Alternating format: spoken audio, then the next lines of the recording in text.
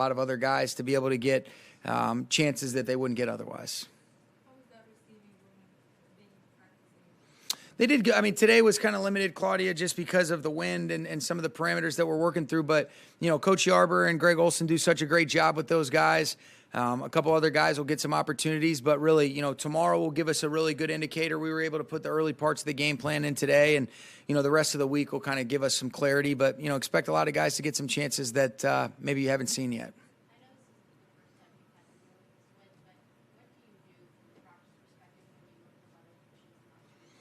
Yeah, usually what happens is this time of year sometimes coincides with where we do slow it down and kind of do some more above the neck work. You would have liked to have gotten a little bit more full speed work where you're throwing and catching today.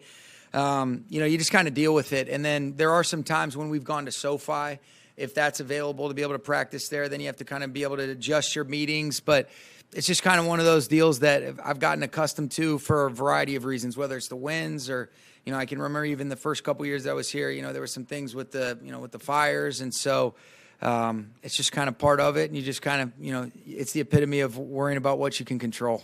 I know this is off in the distance a little bit, but if you have a say in it, will there be an indoor facility at the new? Yeah, there will be. Yes. There will be. Yeah. Okay. Yeah. Sean, you guys have been sort of at the top of the arc in the way the league has trended over the last 5 years. And this offseason, you guys did make some notable investments in your passing game. So I guess I wonder, were you expecting the league to shift to sort of historic run success the way that it has so far this season?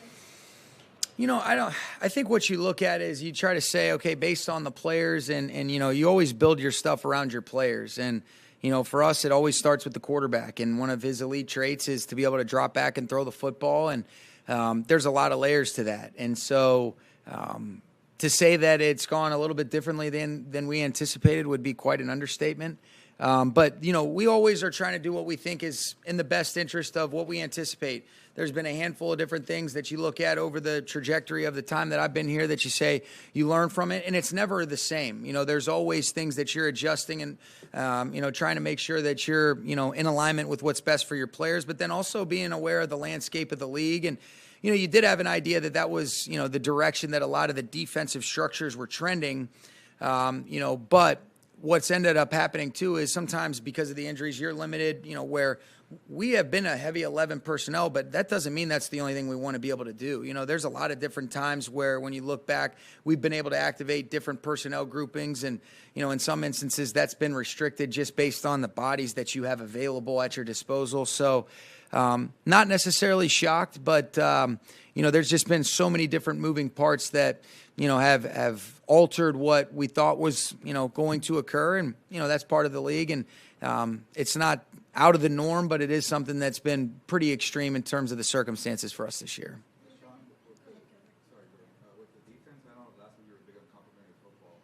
Is part of it because you want to see more takeaways from this defense? I think you'd like to see it if the opportunities present themselves, but it's something that, complimentary football can be expressed in a lot of different ways. Something as simple as if you cut it to a one-possession game, then let's get a stop. Or, if there is a sudden change, they get a turnover, let's capitalize and put it into points. And that's a big reason why we are where we are. We haven't done a good enough job of that. When you look at it, there's isolated opportunities, and with a lot of the guys that that are playing right now, they've played well enough. Now, how do we really make sure all 11 play together, and really just go play fast and free and let the chips fall where they may. But that wasn't, we didn't help ourselves in that arena last week for sure. Sean, what do you see when you look at tape on Andy Dalton? I see a really efficient quarterback. I see a guy that I think is, very underrated in this league. I think he's got the ability to activate all parts of the field.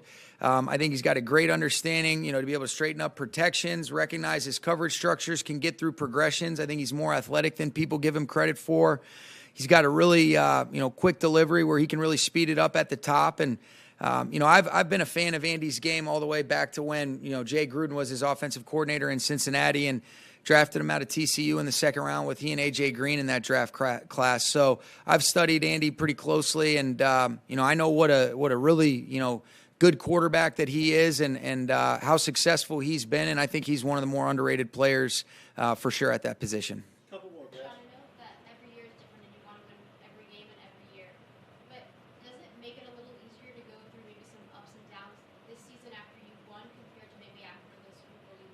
No. Does it make it easier to go through the downs? Is that what you're asking? No. Here's what I would say.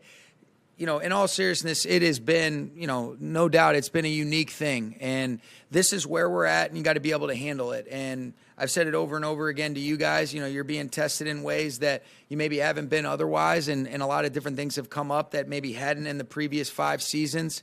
I think what you do want to do is make sure that, you don't ever press the panic button, but you're also having the necessary agility and adaptability that's necessary for these circumstances. And what I think is important for us is to really, truly focus on our process and, where do we need to make those tweaks? But then also, how can we find some of those small victories in regards to, all right, some of these guys, I look at a Chandler Brewer the last couple weeks. It's so unfortunate that he has a grade 3 MCL. But if you say, looking at how well he played in those 2 games and the toughness that he exuded and the confidence that he can take from that experience gain, that's a small victory.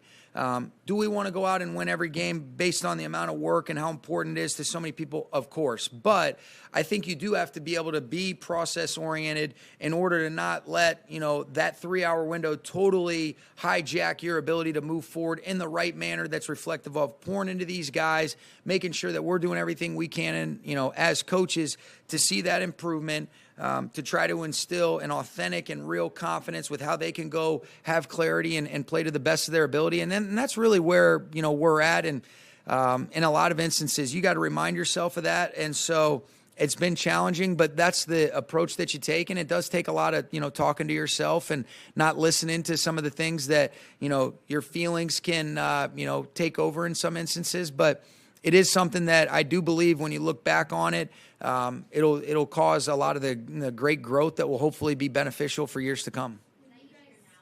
Was that easier now? Like a couple years into your coaching career than maybe in your first year? I would say, it's hard for me to say, but I would say I'd like to think that I've, have a little bit better perspective. But as a competitor, it certainly is challenging. It's not fun, but you only have one option, and we talk about controlling those things that you can control. And that's how we move forward, while not minimizing that there's a lot of things that we can collectively do better to try to change the way that it's looking when you guys are seeing us play those games. When you guys are continuing to troubleshoot and problem solve in your run game, especially, do you start like in a foundational space with like the early down stuff and build from there? Yes. Knowing how important that is, and how do you go about that? Well, I think, it's, it's like you just said, you study the normal downs, you say, which personnel groupings do we want to be able to activate? And it always starts with 2, who are you going to be playing with?